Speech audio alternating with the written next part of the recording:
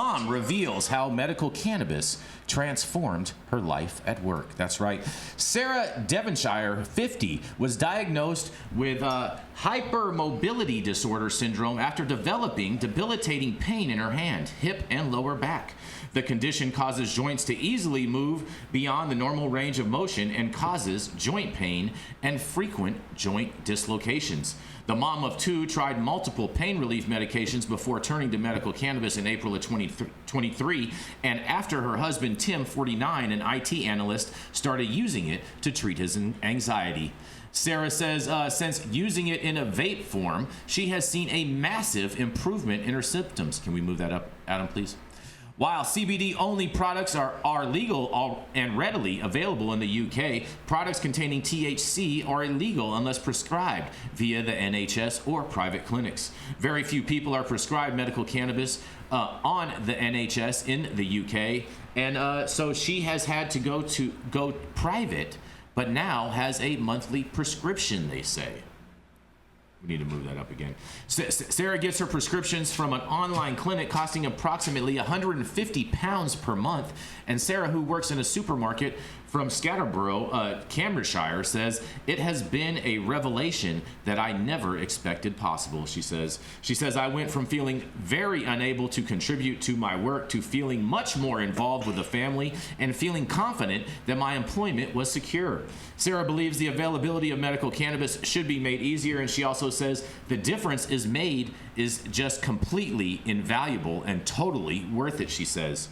"I'll sleep much better, and it allows me to maintain a healthy balance. It has been totally transformative," she said. Sarah had previously struggled with diverticulitis, a condition that affects the large intestine, causing abdominal pain and other symptoms, but was diagnosed with hypermobility disorder syndrome, and this all came on after she and her two daughters, Faya, 14, and Leah, 24, were attacked outside their home back in 2015. Sarah said, "I was punched in the jaw and was out cold.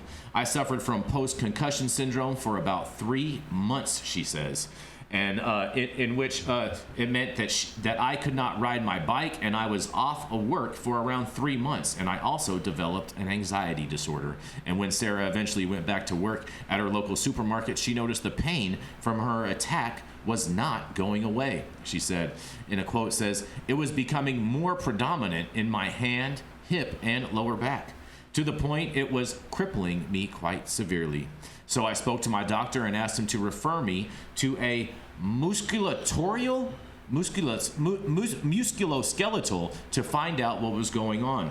Sarah was officially diagnosed with hypermobility disorder syndrome back in August of 2021, though she suspects that she has had the condition since she was a teenager.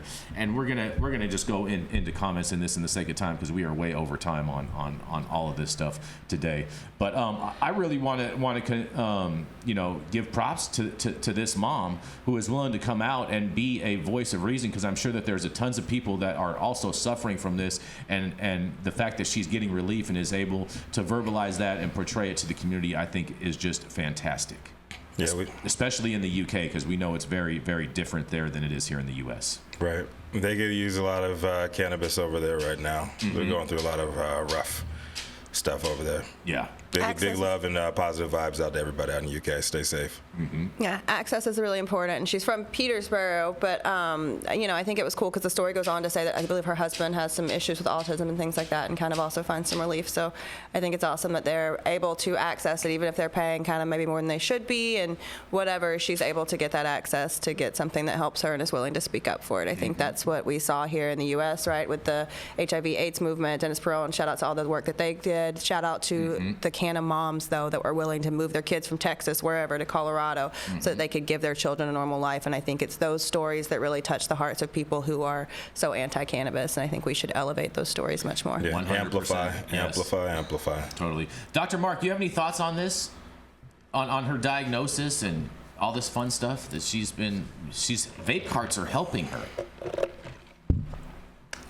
Yeah, well, vaporization is a good way. It makes it, I think, more bioavailable than taken orally, because a lot of cannabinoids. Just they're very hydrophobic. They're not very water soluble, so they have a difficult time getting into the bloodstream. But when you do vape, it does create basically a very fine aerosol delivery into the soft tissue of your lungs and the alveoli in your lungs, which is where the exchange between air, the oxygen and air and blood is. So that the pulmonary function of your lungs is extremely important. I can understand why doctors, especially for immune compromised patients, would not see vaping as a good delivery vehicle.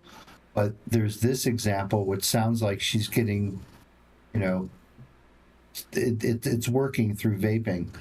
So, for those of us who just like to get high, we all know that, if you're not high and you take a couple hits of a vape pen, you can feel high. So it definitely is effective in getting into the bloodstream and agonizing your CB1 receptors.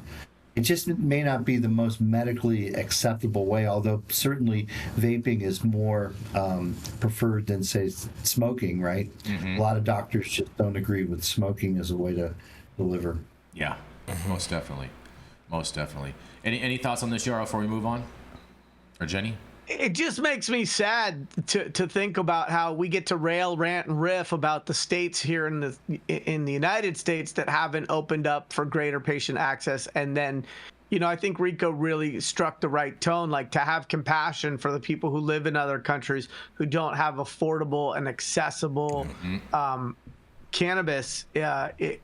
It just reminds us of how far we still have to go, and how this fight doesn't end at our borders, and how this isn't just about operators in our markets, and that we still all really probably help everybody if we continue to be unabashed champions for cannabis and the journey cannabis has in Western medicine and helping to treat ailments. I'm not a doctor. I don't play one on TV, but Jenny, I could play one with you, and I just think that it's important that we remember. Can we get a womp womp sound?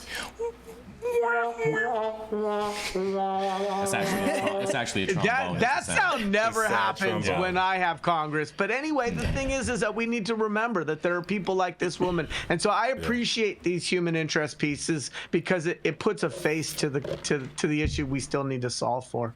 Warts and all, America's still the best. Fair enough. Best place to be. Any other final thoughts on this, Dr. Mark? No.